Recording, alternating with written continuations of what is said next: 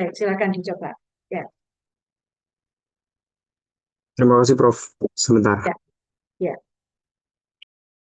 Dicoret-coret saja di slide ini, silakan.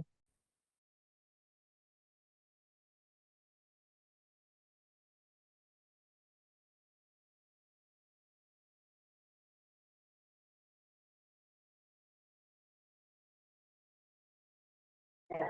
Ini satu etanol dengan ya. Baik. Nah, tampaknya ini Ryan sudah menunjukkan tanda-tanda betul. Ya, jadi di sebelah mana ikatan hidrogennya? Ya, oke. Ya, betul sekali. Donornya yang sebelah mana kalau seperti ini? Donor ikatan hidrogennya yang mana? Ya, D, ya, K, aseptornya, ya, betul. Ya, K, ya, sudah benar. Ya, sudah Terima benar kasih, ya. Prof. Jadi, ya, oke, sudah benar, Mas Faisal. Terima kasih ya.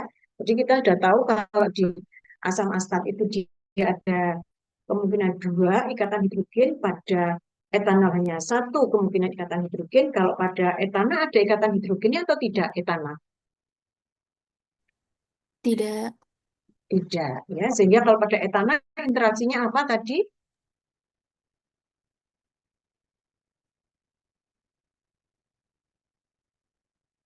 Dispersi London ya untuk senyawa yang non polar ya. Saya lanjutkan. Nah, tadi saya sampaikan bahwa hidrogen yang bisa membentuk ikatan hidrogen adalah yang terikat pada atom elektronegatif. Nah, sekarang hidrogen yang di sini menurut kalian bisa nggak membentuk ikatan hidrogen dengan O? Tidak bisa, Prof. Tidak bisa, Ya, Prof. betul. Ya, betul. Ya, ya tidak bisa. Karena apa? Karena karbon bukan atom Elektronegatif. elektronegatif. Ya, betul. Tetapi kalau kita perhatikan di sebelahnya karbon ini atom-atom apa ini? Atom Cl. Kalian tahu sifatnya atom Cl? Elektronegatif. Ya, elektronegatif kuat ya, sehingga yang di sini ini bisa membentuk suatu ikatan hidrogen ya. Ya. Nah, dia menjadi delta positif ya. Nah, ikatan hidrogen yang di sini ini disebut dengan non konvensional. Non konvensional hidrogen bond ya. Jadi tidak konvensional ya. Karena di sini dia terikatan dengan karbon yang berikatan dengan atom-atom elektronegatif ya. Jadi nanti pada saat kalian kimia medisinal ya semester 5 dan semester ya di semester 5 ada, dan juga ada kuliah pilihan rancangan obat, maka di sana ada ikatan obat dengan reseptor itu ada yang ikatan hidrogen konvensional seperti yang tadi saya sampaikan di depan, ada juga yang non konvensional seperti ini ya. Baik. Ya. Nah, ini ada dua senyawa ya yang di sini ya antara OH dengan nitro ini ikatannya bersebelahan atau kita sebut dengan orto, posisi orto. Nah, yang di sini antara OH dengan nitro ini pada posisi yang berlawanan atau para. Ini titik didihnya lebih tinggi. Nah, jadi kalian coba jelaskan. Ya, ada yang mau mencoba? Ini nanti menjadi tugas berikutnya. Kalau yang satu, yang sebelah kanan ini dia bentuknya bagaimana? Lebih panjang. Ya, kalau yang di sini dia lebih Dia lebih membulat. membulat.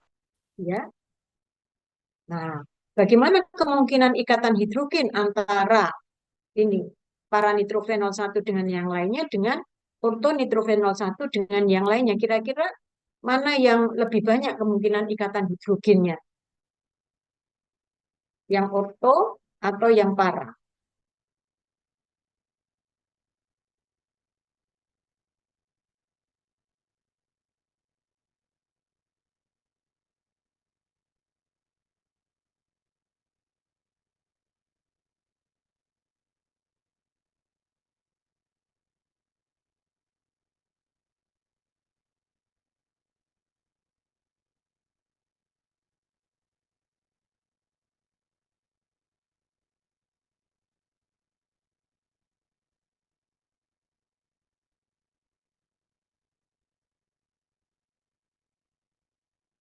Mengapa isomer foto ya titik didihnya beda dengan yang para.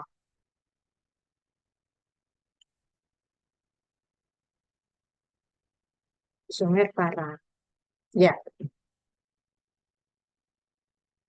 kalian bisa membayangkan interaksinya bagaimana yang terjadi kemungkinan? Ya, jadi yang di sini ya bisa membentuk ikatan hidrogen antara H di sini dengan O yang di sini. Jadi di sini kalau ada nitro ya, maka di sini bisa berinteraksi ikatan hidrogen dengan yang di sini. Yang nitro di sini ini juga bisa membentuk ikatan hidrogen dengan OH yang ada di sebelah sini.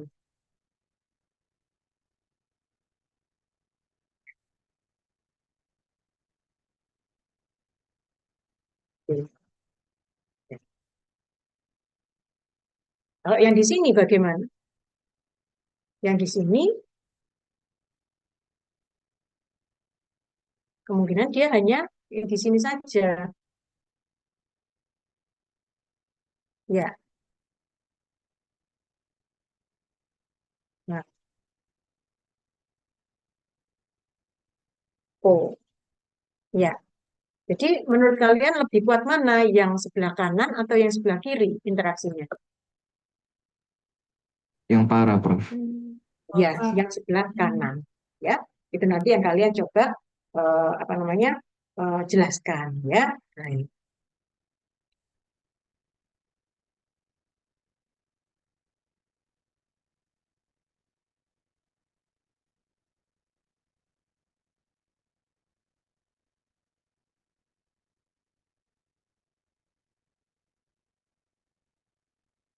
Ini ikatan hidrogen yang ada di dalam tubuh kita ya, pada DNA kita ya. Jadi di sini apa namanya rasa penyusun yang ada di dalam tubuh kita itu sudah punya gandengannya ya, adenin ya dengan timin ya, kemudian guanin dengan sitosin ya. Nah, ini kalau dia mengapa dia bisa berinteraksi dengan tepat ya, karena pada adenin ini dan pada timin ada dua tempat yang dia bisa berikatan hidrogen seperti ini ya. Tapi kalau misalnya terjadi sesuatu kondisi, misalnya apa ya, ada induksi senyawa kimia dari luar sehingga menyebabkan DNA itu mengalami perubahan susunan, maka misalnya A ketemu dengan C, kira-kira tepat atau tidak ikatan hidrogen yang terbentuk? Tidak tepat. Karena apa? Karena pada A, di sini tersedia dua tempat membentuk ikatan hidrogen, sedangkan pada C, ya, sitosin, ada tiga. Ya, sehingga kalau ada ketidaktepatan seperti itu, maka akan ada gangguan yang disebabkan oleh karena perubahan bentuk atau susunan DNA. Ya,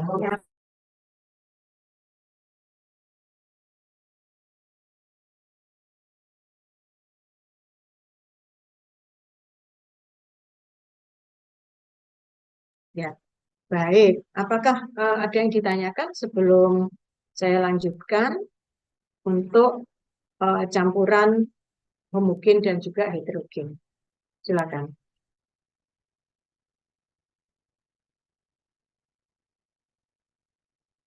Baik, jika tidak ada maka saya lanjutkan ya. Ya, ya, baik.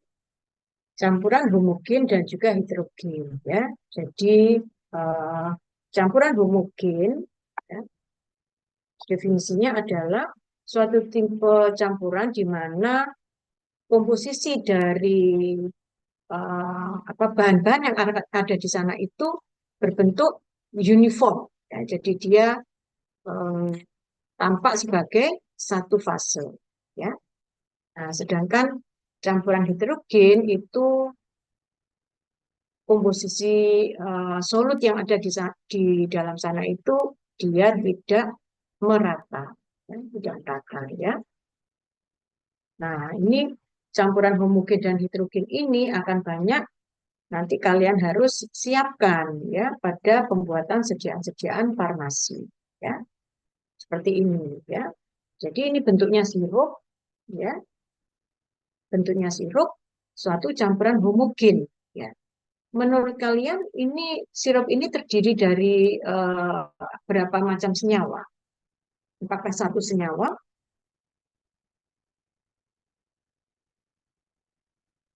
Tidak, ya paling tidak minimal di sana ada dua senyawa.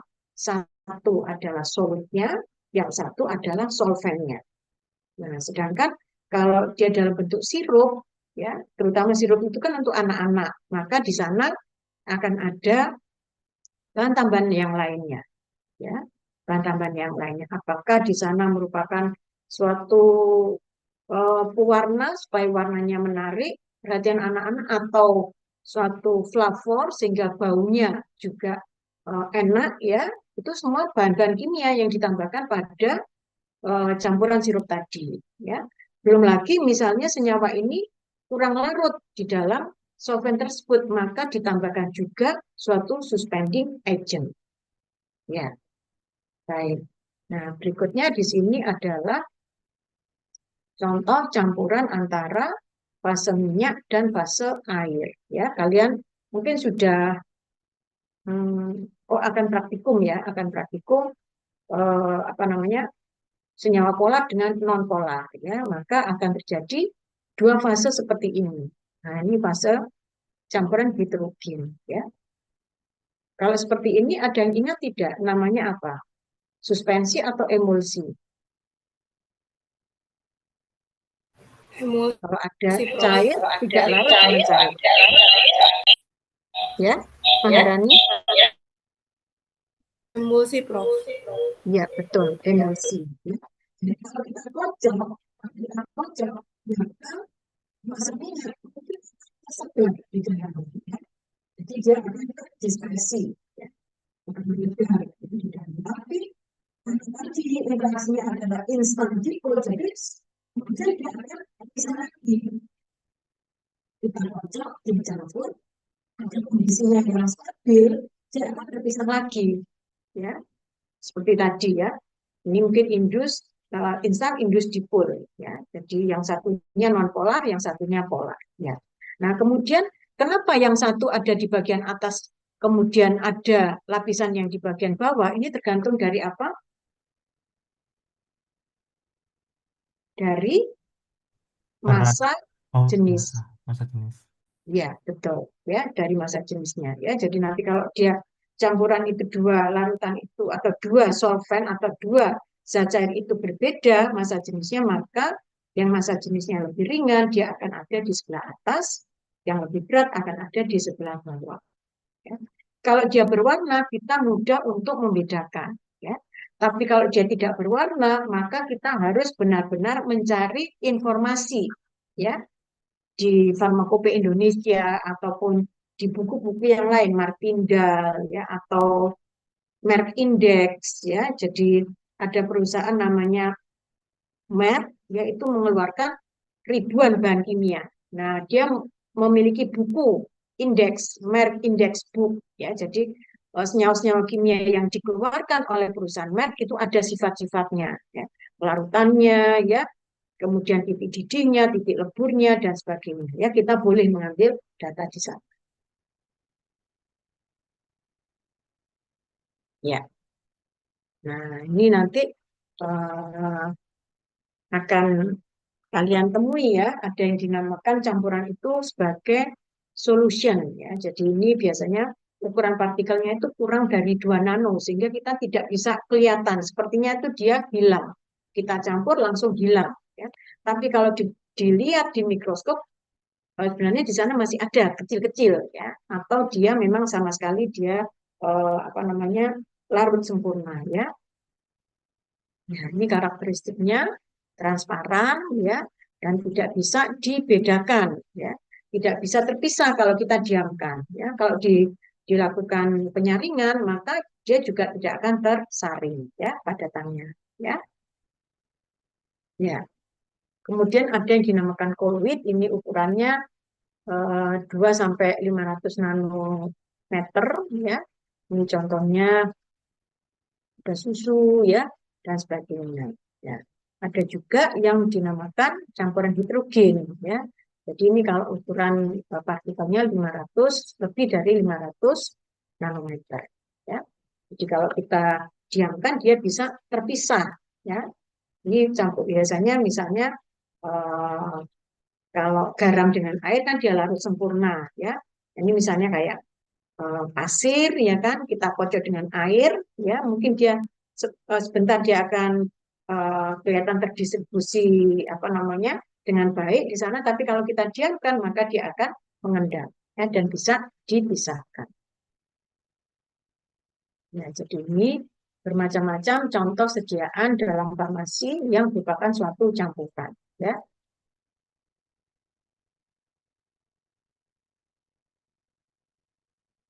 Ya.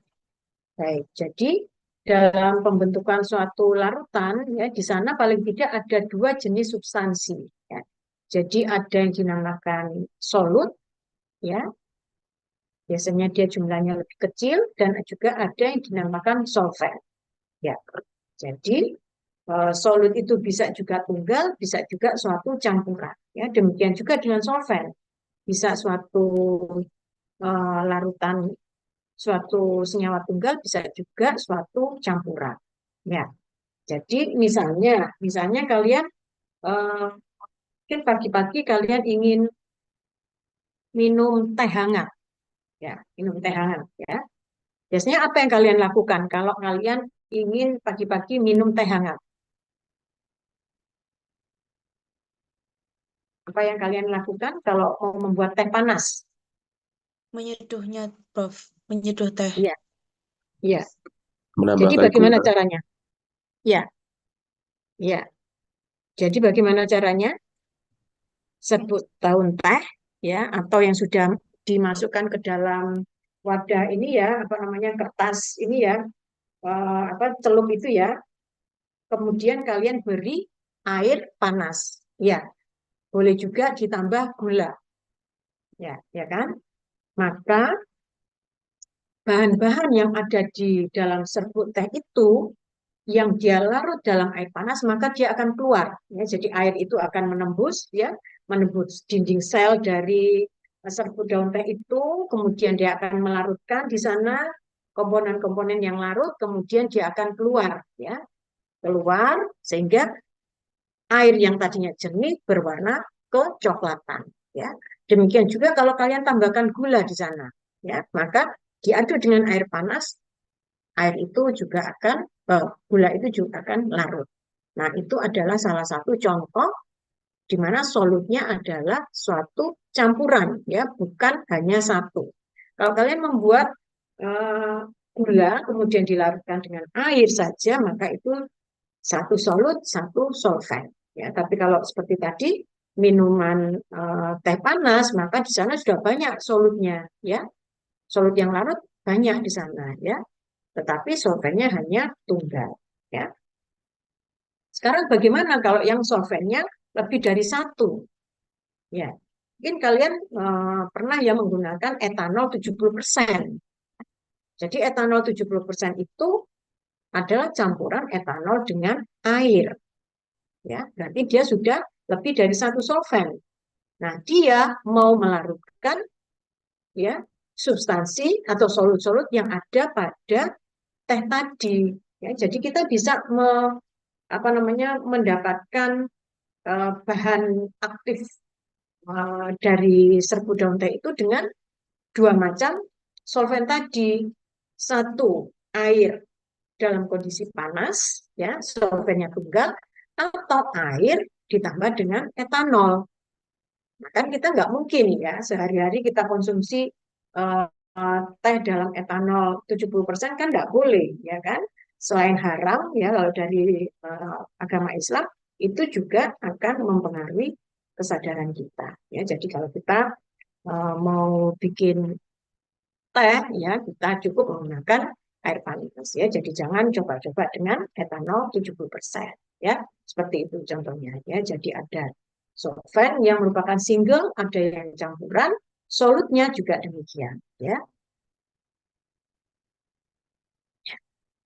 Jadi sebenarnya apa yang terjadi saat terjadinya proses melarut? Ya? Maka di sana akan ada terjadi interaksi ini, ya, akan terjadi interaksi baik dari solvennya dengan solut, solut dengan solut, ataupun solvent dengan solvent. Kan semula solvent dengan solvent dulu ya, pasti mereka berinteraksi sehingga dia bentuk cairan, ya kan? Etanol dengan air, kira-kira interaksi yang terjadi apa kalau etanol dengan air? Interaksi dipol-dipol. Dipol-dipol atau ikatan apa? Hidrogen. Ikatan hidrogen, ya seperti itu ya. Jadi solvent-solventnya tersendiri sudah ada interaksinya antara solut yang satu dengan solut yang lain juga terjadi interaksi, ya. Jadi misalnya seperti molekul gula, ya. Gula itu termasuk polihidroksi, ya, banyak OH-OH-nya, ya. Nah, antara OH yang satu dengan OH yang lain itu membentuk ikatan hidrogen yang kuat. Sehingga apa? Gula kita temui dia dalam bentuk padat. Ya, jadi sebenarnya di sana ada interaksi antara gula yang satu dengan gula yang lain melalui ikatan hidrogen yang sangat kuat, ya. Nah, kalau kita mau melarutkan, maka pada solvent juga harus bisa berinteraksi dengan solutnya. Apakah ikatan hidrogen atau van der Waals atau ikatan ionik, ya.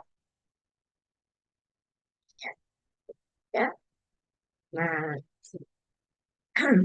ya, jadi untuk apa namanya pelarutan, ya, ini biasanya kalau di farmasi itu kita menghitungnya sebagai konsentrasi, ya. Jadi berapa gram, ya, solut yang dilarutkan dalam berapa gram solvent, ya. Ini seringkali juga menuliskannya seperti ini, gram dalam 100 mili solvent, ya. Nah, kalau kemudian ditambahkan solut terus sehingga dia nanti akan ada yang tidak larut, maka kita sebut dia sebagai larutan yang jenuh, ya. Ini ada beberapa tipe larutan, ada yang gas dalam gas, ya. Contohnya apa namanya, di udara ini ada banyak sekali campuran, ya, oksigen, nitrogen, ya, H2O, ya. Kemudian untuk gas dalam liquid ini contohnya CO2 dalam air, ya. Ini apa namanya, kalau kita ini ya, mungkin pernah ya ini apa namanya, effervescent, ya, nanti ini kalian juga akan membuat effervescent, ya, di kimia, di farmasi, ya, membuat sediaan effervescent, maka di sana ada gas CO2 yang dilepaskan dari air, ya. Bagaimana bisa lepas? Biasanya di sana ada pencampuran antara, ya, antara senyawa bikarbonat dengan asam. Ya, kalian mungkin di SMA juga sudah pernah mempelajari ini, ya. Senyawa bikarbonat, ya, H2CO3 dengan asam, ya, maka akan terjadi gas CO2 dan akan terbentuk H2O, ya. Baik.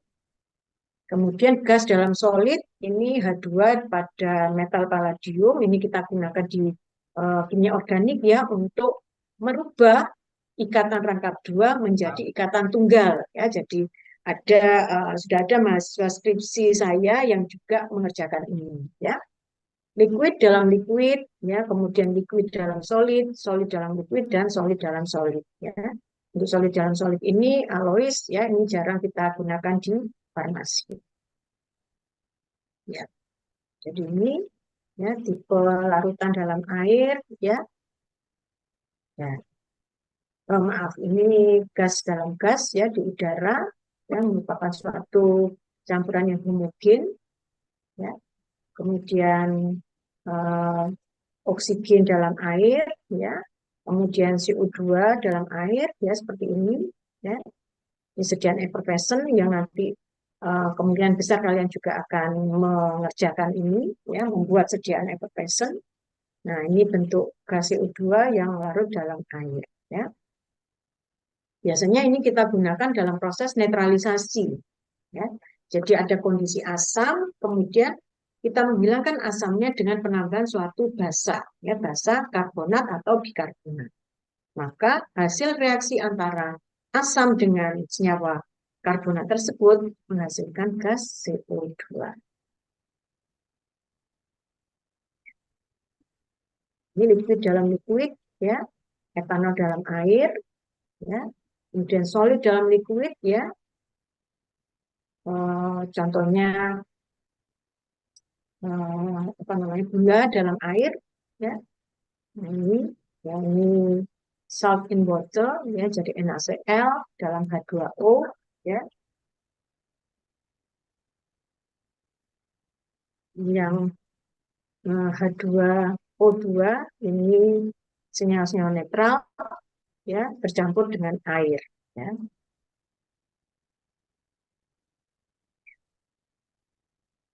Ini etanol dengan air tadi ya sudah dijelaskan, dan kalian juga sudah menjawab dengan benar bahwa antara etanol dengan air itu ada interaksi ikatan hidrogen.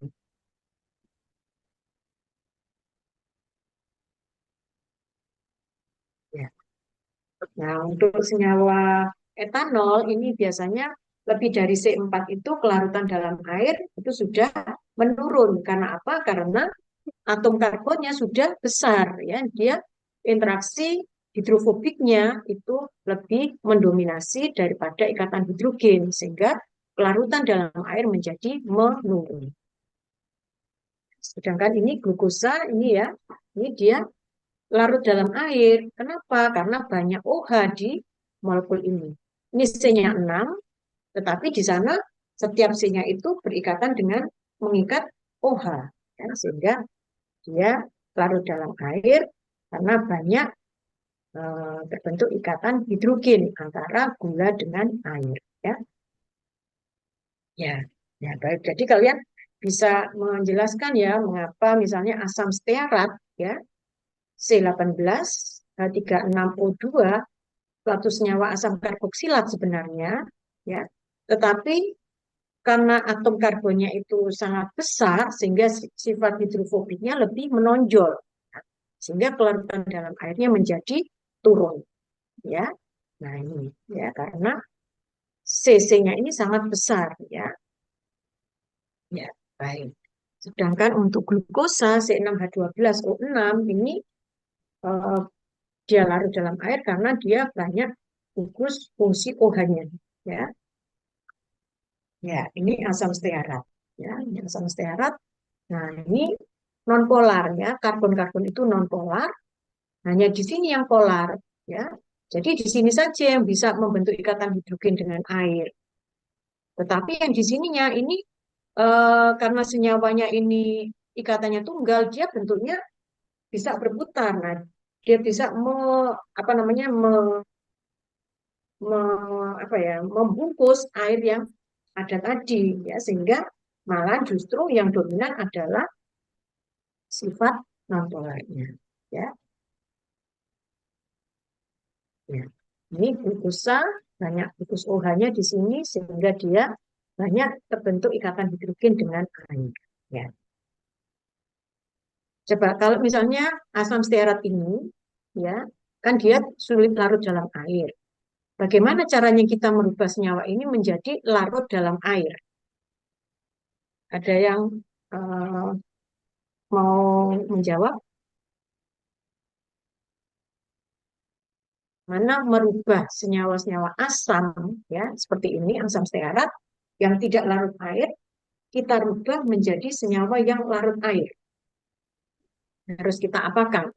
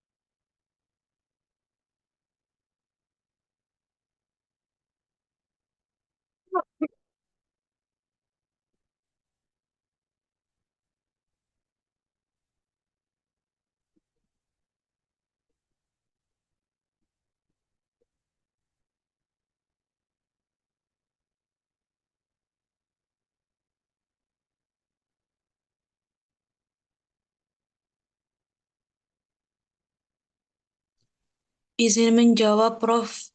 Dengan cara direaksikan dengan basa seperti NaOH, KOH, CaOH 2 kali. Ya, baik, betul Mbak Iza. Ya, jadi kita bisa merubah senyawa nonpolar seperti ini dengan mereaksikannya dengan suatu basa. Karena dia asam, kita reaksikan dengan suatu basa membentuk suatu senyawa garam. Nah, garam ini yang nanti dia akan larut dalam air. Ya, betul sekali ya. Jadi kalau ada garam ya, jadi di sini ada ONa, kemudian di sini senyawa hidrofobik, maka kita sudah membuat suatu sabun ya. Jadi senyawa ini bisa melarutkan kotoran-kotoran yang nonpolar karena di sini dia gugus-gugus nonpolar. Kemudian karena di sini bentuknya ion, dia bisa membawa kotoran itu keluar ke fase air. Ya, jadi ini adalah prinsip dari sabun ya, betul sekali Mbak Isa. Jadi kita tambahkan NaOH.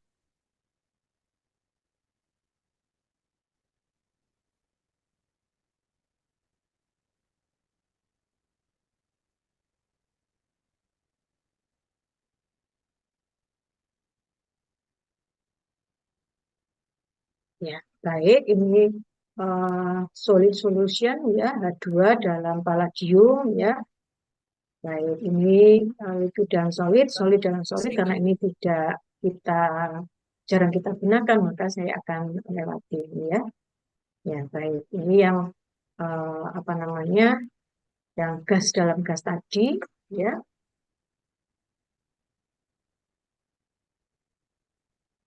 Ini juga sudah kita bahas tadi. Untuk amalgam ini banyak digunakan pada kedokteran gigi ya. Ya, baik. Kemudian bagaimana proses pelarutan itu terjadi ya? Tadi kita sudah belajar bahwa salah satunya adalah adanya interaksi antara solut dengan solvennya ya. Jadi bisa ikatan hidrogen, bisa antara ionik dengan polar ya, kemudian bisa juga antara nonpolar dengan nonpolar ya. Nah, yang lainnya adalah suatu pembentukan senyawa kimia ya. Jadi ini ya, jadi P2O5 ya dengan air membentuk satu senyawa baru ya, di mana P2O5-nya dia menjadi larut. Ya, bisa juga disebut dalam proses solvasi ya, atau kita kenal dengan hidrasi. Seperti tadi antara NaCl dengan air ya. Ya. Jadi seperti ini NaCl dengan air ya. Ini kan H2O-nya adalah polar, NaCl adalah ionik. Ya. Nah, antara senyawa ionik dengan polar dia bisa membentuk interaksi seperti ini ya.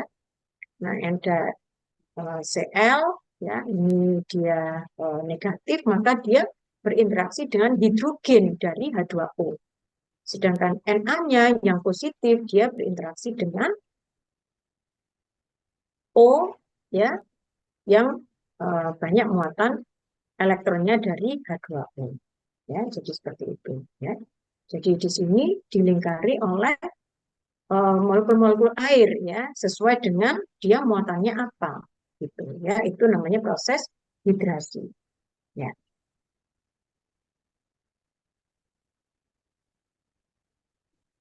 Sehubungan dengan pelarutan, maka kita nanti juga, kalian juga akan banyak ini harus menghitung konsentrasi ya.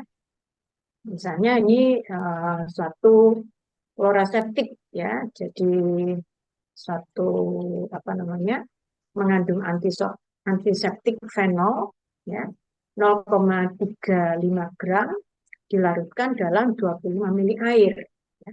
Berapa berapa persen berat bervolume dari fenol tersebut ya.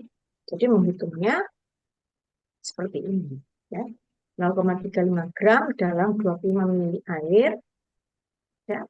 Itu berapa persen? Nah, kita sudah bisa menjawabnya 1,4% ya. Ya, ini.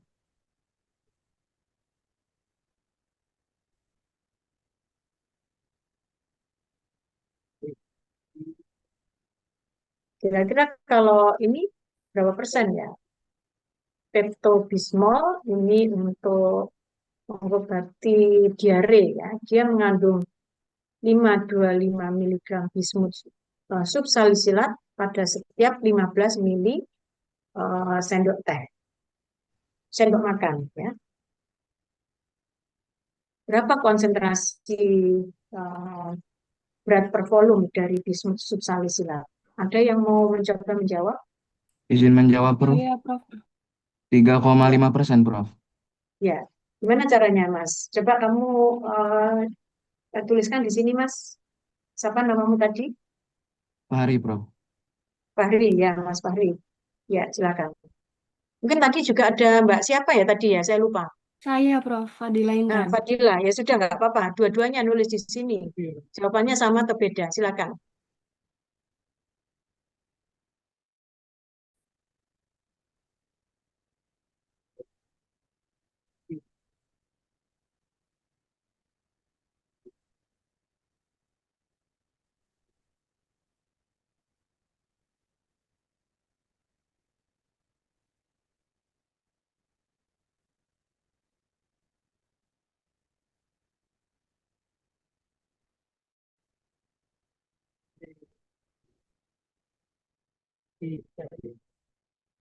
Maaf, Prof.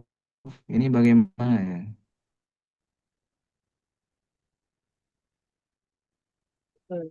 Ya, Oke. jadi 525 ya dalam bentuk gram per mili. Ya.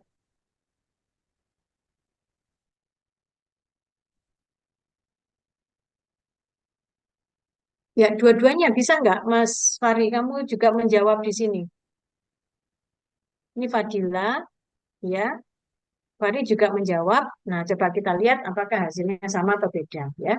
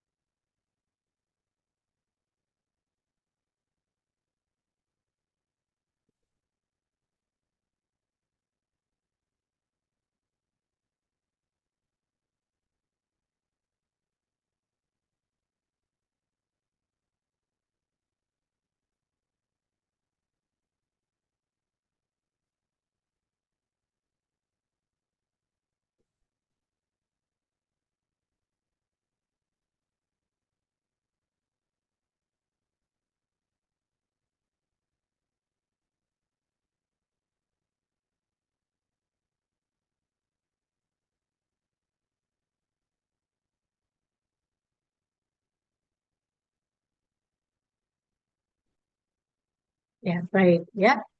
Baik, karena caranya sudah benar, maka jawabannya sudah benar juga, ya. Jadi yang dikerjakan oleh Mbak Fadila dan juga Mas Fahri jawabannya benar, ya.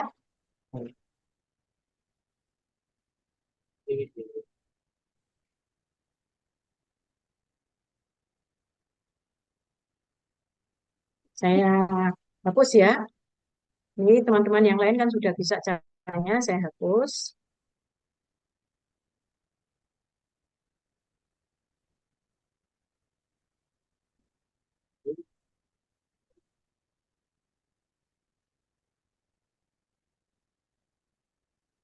Sekarang, ya, jadi sekarang ini eh, kalian sebagai orang farmasis ya, nanti di di industri ingin merancang ya, merancang untuk pembuatan eh, apa namanya sedian intravena ya, larutan salin ya. Konsentrasinya 0,92% berat per volume ya. Nah, sekarang ingin dibuat ya dalam bentuk 250 mili larutan. Berapa NaCl yang dibutuhkan? Kalian sudah bisa menghitung dengan benar ya.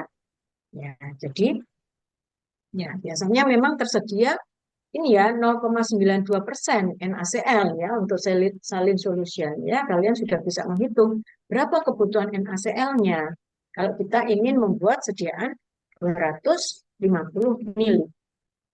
Nah, sekarang pertanyaan saya, kalau kita ingin membuat sediaannya itu untuk 100 mili, berapa NaCl yang dibutuhkan? Ini kan 250, sudah ada jawabannya. Kalau 100 mili, berapa yang dibutuhkan? Silakan coba dikerjakan di sini.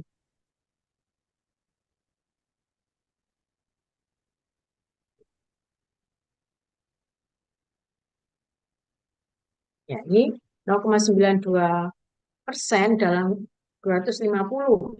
Berapa NaCl-nya? Nah, ini cara menghitungnya. Ya, 100 mili ya, per 0,92 gram. Ya, ini. Ya, kemudian dalam 250 mili berarti kita bisa menghitung 2,3 gram NaCl. Nah, sekarang kalau NaCl, kalau kita ingin membuat 0,92% NaCl dalam 100 mili sediaan, berapa gram NaCl-nya? Silakan. Siapa yang mau mencoba? 0,92 bukan, Prof. 0,92, Prof. Ya, Prof. Ya. 0,92. Ya, betul. Ya, betul ya. Karena 0,92% ini ya 0,92 gram dalam 100 mili air. Ya, oke, sudah bisa semua. Ya, baik.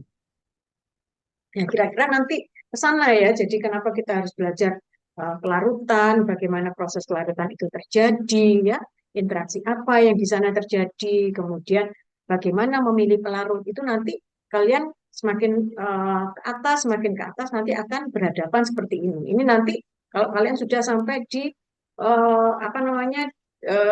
di industri ya, industri yang membuat sediaan salin ya. Jadi ada industri-industri tertentu yang memang dia membuat larutan-larutan seperti ini ya. Mungkin kalian akan ada di sana ya, salah satu atau mungkin dua di antara kalian akan menjadi penanggung jawab untuk sediaan-sediaan intravena ya. Baik. Ya. Ya, ini nanti juga kalian bisa ini ya. Jadi berapa volume 5% larutan ketamin yang mengandung 75 mili ketamin. Ya. Berapa volumenya? Kalau ketamin ini konsentrasinya 5%. 1,5 mili, Prof. 1,5 mili. Dari mana itu, Mbak? Nah, ini nanti dijawab aja ya. Dijawab untuk tugas aja ya. Silakan dikerjakan ya. Baik. Nah, ini merupakan suatu kesediaan ini ya, injeksi. Nah, ketamin ini sebenarnya dia tidak larut dalam air, tapi dia memiliki gugus NH2. Ya, NH2 itu sifatnya adalah basa. Maka bagaimana caranya supaya ketamin ini bisa larut dalam air sehingga bisa diberikan sebagai sediaan injeksi? Maka ketamin ini harus dirubah menjadi bentuk garam. Ya, seperti tadi, asam stearat tidak larut air, tapi kita tambahi NaOH, dia menjadi natrium stearat, larut dalam air. Ya, ketamin ini kita tambahin karena dia basah, kita tambahi asam menjadi ketamin hidroklorida. Nah, sudah bisa dalam bentuk sediaan injeksi. Ya, baik. Ya, ini cara menghitung konsentrasi dalam bentuk molar. Ya, saya kira nanti kalian kan sudah pernah juga ya bagaimana menghitung molaritas. Ya, jadi kita tentukan dulu mol dari solut tersebut. Bagaimana kita menghitung mol? Bagaimana menghitung mol? Mol dari suatu senyawa. Gram dibagi massa dari senyawa Ya, tersebut. ya betul ya. Gram dibagi BM. Ya. Nah, kemudian nanti kita dari mol tersebut kemudian dibagi dengan volumenya, ya. Jadi mol dibagi dengan volumenya, ya, kita akan mendapatkan berapa molar, ya, yang kita inginkan, ya. Baik. Berikutnya ini adalah pembentukan atau ada senyawa yang berbentuk solid hidrat, ya. Ya. Jadi ada senyawa-senyawa organik anorganik tertentu yang dia tuh bisa mengikat kristal H2O, ya, kristal air, ya. Senyawa-senyawa ini biasanya digunakan untuk menghilangkan sisa air yang ada di dalam campuran senyawa organik. Kok bisa? Ya, jadi kristal air ini kita hilangkan dulu.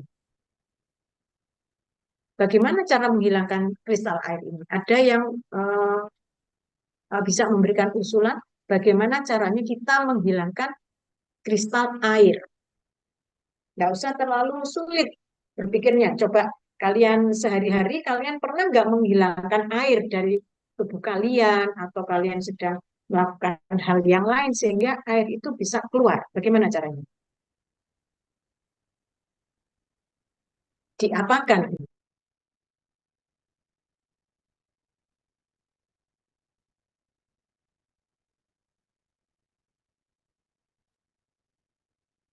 Ya, bagaimana caranya kita bisa menghilangkan air? Dipanaskan, Prof. Ya, betul, Kevin. Kita panaskan, ya. Jadi senyawa ini ya kita panaskan, kita pijar, ya. Karena dia dalam bentuk kristal air, ya. Kalian tentu kristal air yang paling mudah dilihat itu apa? Es batu, ya kan? Jadi kalau kita naikkan suhunya dari kulkas, temperatur kamar, apa yang terjadi? Dia akan Mencair. mencair. Ya, jadi ini senyawa ini kita pijar, ya. Jadi jangan kaget biasanya apa namanya kalau kita pijarkan kan dari cairan kemudian dia menguap, gitu kan. Nah, kalau untuk senyawa ini kita pijar bentuk padatan justru dia menjadi cair. Nah, cairnya itu karena H2O-nya mencair, ya. Jadi senyawanya menjadi basah. Nah, kalau kita panaskan terus, H2O yang bentuknya cair ini dia akan menguap, ya. Nah, setelah menguap, ya, uapnya sudah tidak kelihatan lagi, maka kita simpan dia sebagai senyawa anhidrat. Maka kalau di dalam suatu campuran senyawa organik, di sana masih ada sisa air, kita bisa tambahkan Mg sulfat anhidrat ini. Kita masukkan di sana, kita kocok, maka sisa air di sana akan diikat oleh Mg sulfat. Jadi tadinya dia anhidrat, dia kembali menjadi senyawa hidrat. Ya, seperti itu. Ya, nanti pada praktikum semester 4 kalian akan menggunakan, ya, ilmu ini, ya. Ya. Ya, baik, ini contoh-contoh senyawa hidrat, ya. Nah, untuk yang lainnya saya kira ini bisa kalian pelajari sendiri, ya, karena ini waktunya juga sudah habis, ya.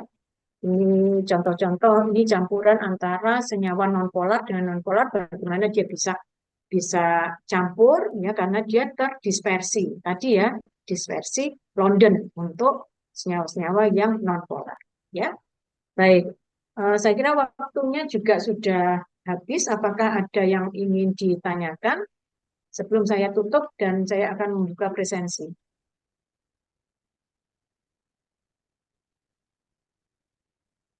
Ya, baik. Silakan Mbak Zara.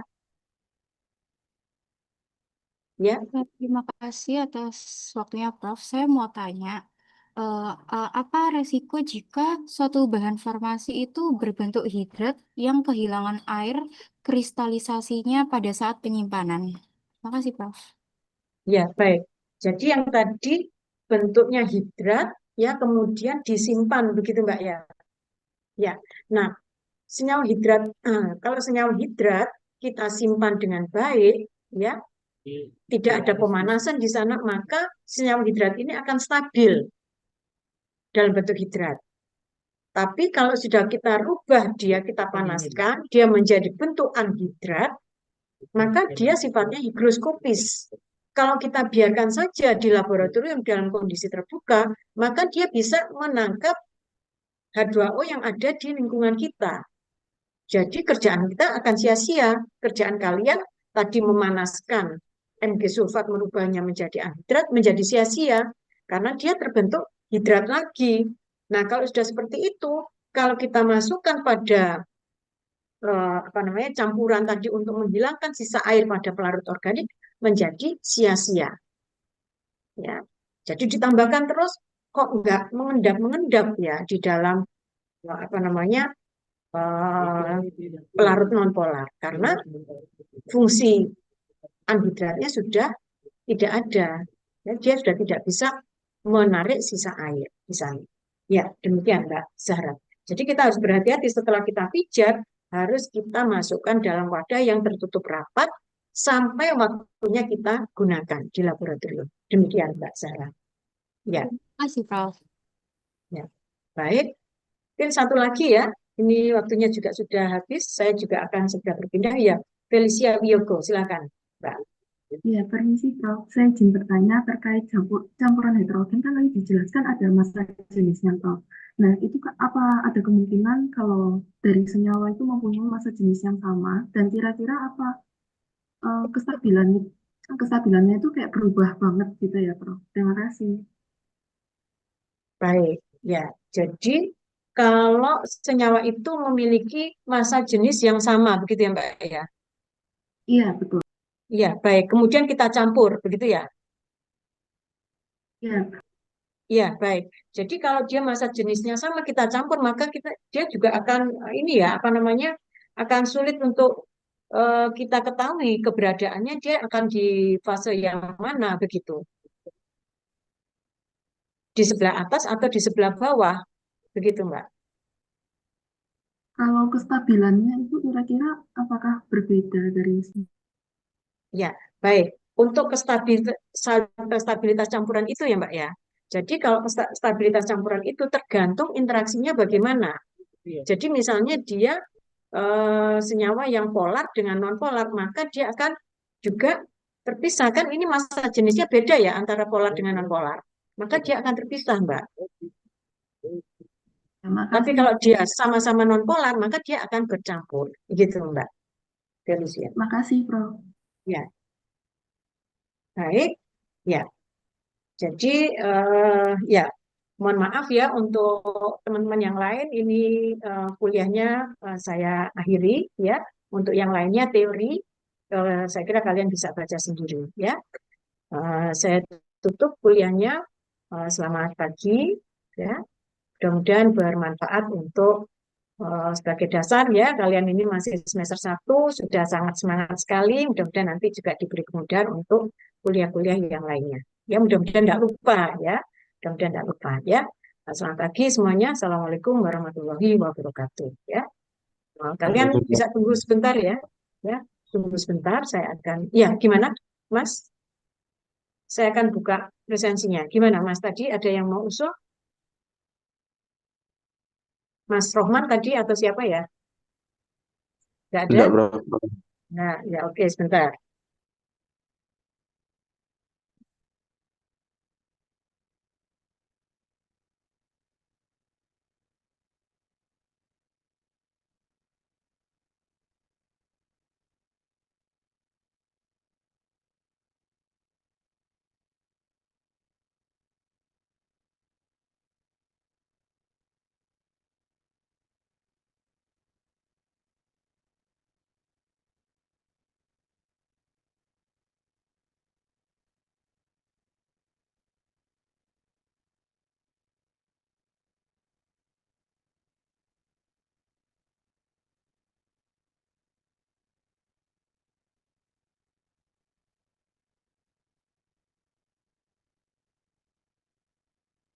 Ini kelas BD ya. Ya. Iya, Prof.